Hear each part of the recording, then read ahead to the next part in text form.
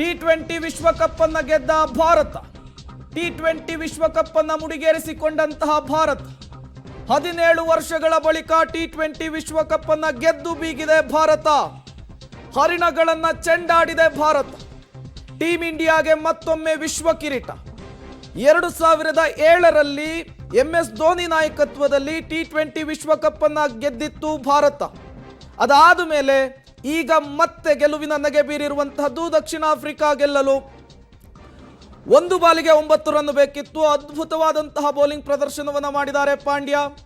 ಜೊತೆಗೆ ಬೂಮ್ರಾ ಅದ್ಭುತವಾದಂತಹ ಬೌಲಿಂಗ್. 17 ವರ್ಷಗಳ ಬಳಿಕ ಮತ್ತೊಮ್ಮೆ ವಿಶ್ವ ಕಿರೀಟವನ್ನು ಮುಡಿಗೇರಿಸಿಕೊಂಡಿದೆ ಭಾರತ. ಹರಿಣಗಳನ್ನು ಚೆಂಡಾಡಿರುವಂಥದ್ದು. ದಕ್ಷಿಣ ಆಫ್ರಿಕಾ ವಿರುದ್ಧ ಗೆದ್ದು ಬೀಗಿದೆ ಭಾರತ. ಟಿ20 ವಿಶ್ವಕಪ್ ಅನ್ನು ಗೆದ್ದು ಮತ್ತೊಮ್ಮೆ ಮಹತ್ವದ ಮೈಲುಗಲ್ಲನ್ನು ಸಾಧಿಸಿದೆ. ಮತ್ತೊಮ್ಮೆ ದಕ್ಷಿಣ ಆಫ್ರಿಕಾ ಜೋಕರ್ಸ್ ಹಣೆಪಟ್ಟಿಯನ್ನ ಅಂಟಿಸಿಕೊಂಡಿರುವಂಥದ್ದು. 36 ವರ್ಷಗಳ ಕಾಲ ಇಲ್ಲಿಯವರೆಗೂ ಒಮ್ಮೆಯೂ ಕೂಡ ವಿಶ್ವ ಚಾಂಪಿಯನ್ ಆಗಿಲ್ಲ. ಈ ಬಾರಿಯೂ ಕೂಡ ಆಗುವಂತಹ ಸಾಧ್ಯತೆ ಹೆಚ್ಚಿತ್ತು ವಿಶ್ವ ಚಾಂಪಿಯನ್ ಆಗಿ. ಬಟ್ ಅದು ಆಸೆ ಈಡೇರದೇ ಇರುವಂತಹದ್ದು. ಮತ್ತೊಮ್ಮೆ 17 ವರ್ಷಗಳ ಬಳಿಕ ಟೀಮ್ ಇಂಡಿಯಾ ವಿಶ್ವ ಕಿರೀಟವನ್ನು ದಕ್ಕಿಸಿಕೊಂಡಿರುವಂಥದ್ದು. ದಕ್ಷಿಣ ಆಫ್ರಿಕಾ ವರ್ಸಸ್ ಇಂಡಿಯಾ ನಡುವೆ ತೀವ್ರ ಕುತೂಹಲ ಕೆರಳಿಸಿದಂತಹ ಪಂದ್ಯ. ಎರಡೂ ತಂಡವೂ ಕೂಡ ಅಜೇಯವಾಗಿ ಫೈನಲ್ ಅನ್ನು ಪ್ರವೇಶಿಸಿತ್ತು. ಈ ಬಾರಿ ಯಾರಾಗ್ತಾರೆ ವಿಶ್ವ ಚಾಂಪಿಯನ್ ಅನ್ನುವಂತಹ ಕುತೂಹಲ ಇತ್ತು. ಆ ಕುತೂಹಲಕ್ಕೆ ಈಗ ತೆರೆ ಬಿದ್ದಿದೆ. ಫೈನಲ್ ಪಂದ್ಯದಲ್ಲಿ ಭಾರತಕ್ಕೆ ರೋಚಕ ಗೆಲುವು. ಈ ಮೂಲಕ 17 ವರ್ಷಗಳ ಬಳಿಕ ಟಿ20 ವಿಶ್ವಕಪ್ ಅನ್ನು ಗೆಲ್ಲುವ ಮೂಲಕ ಮತ್ತೊಂದು ಮಹತ್ವದ ಮೈಲುಗಲ್ಲನ್ನು ಸಾಧಿಸಿರುವಂತಹದ್ದು ಟೀಮ್ ಇಂಡಿಯಾ. ರೋಹಿತ್ ಶರ್ಮಾ ನಾಯಕತ್ವದಲ್ಲಿ 2024ರ ಟಿ20 ವಿಶ್ವಕಪ್ ಅನ್ನು ಗೆದ್ದಿದೆ. ವೆಸ್ಟ್ ಇಂಡೀಸ್ ಮತ್ತು ಅಮೆರಿಕ ಜಂಟಿ ಸಹಭಾಗಿತ್ವದಲ್ಲಿ ಈ ಬಾರಿ ಟೂರ್ನಮೆಂಟ್ ಅನ್ನು ಆಯೋಜಿಸಲಾಗಿತ್ತು. ಈ ಬಾರಿ ಭಾರತ ಗೆಲುವಿನ ನಗೆಯನ್ನು ಬೀರಿರುವಂಥದ್ದು. ಸಾಂಘಿಕ ಹೋರಾಟಕ್ಕೆ ಸಂದಿದೆ ಜಯ. ಅದ್ಭುತವಾದಂತಹ ಬ್ಯಾಟಿಂಗ್, ಅದ್ಭುತವಾದಂತಹ ಬೌಲಿಂಗ್, ಅಷ್ಟೇ ಅಮೋಘವಾದಂತಹ ಫೀಲ್ಡಿಂಗ್.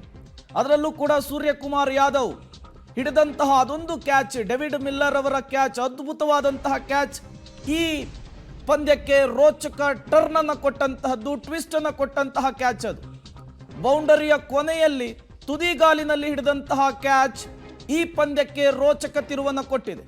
177 ರನ್ನ ಗುರಿಯನ್ನ ಬೆನ್ನತ್ತಿತ್ತು ಟೀಮ್ ಇಂಡಿಯಾ. 177ರ ಟಾರ್ಗೆಟ್ ಅನ್ನು ಕೊಟ್ಟಿತ್ತು ಸೌತ್ ಆಫ್ರಿಕಾಗೆ. ಆ ಟಾರ್ಗೆಟ್ ಅನ್ನು ಬೆನ್ನತ್ತಿದಂತಹ ಸೌತ್ ಆಫ್ರಿಕಾ ಆರಂಭದಲ್ಲಿ ಉತ್ತಮವಾದಂತಹ ಪರ್ಫಾರ್ಮೆನ್ಸ್ ಅನ್ನು ಕೊಟ್ಟಿತ್ತು.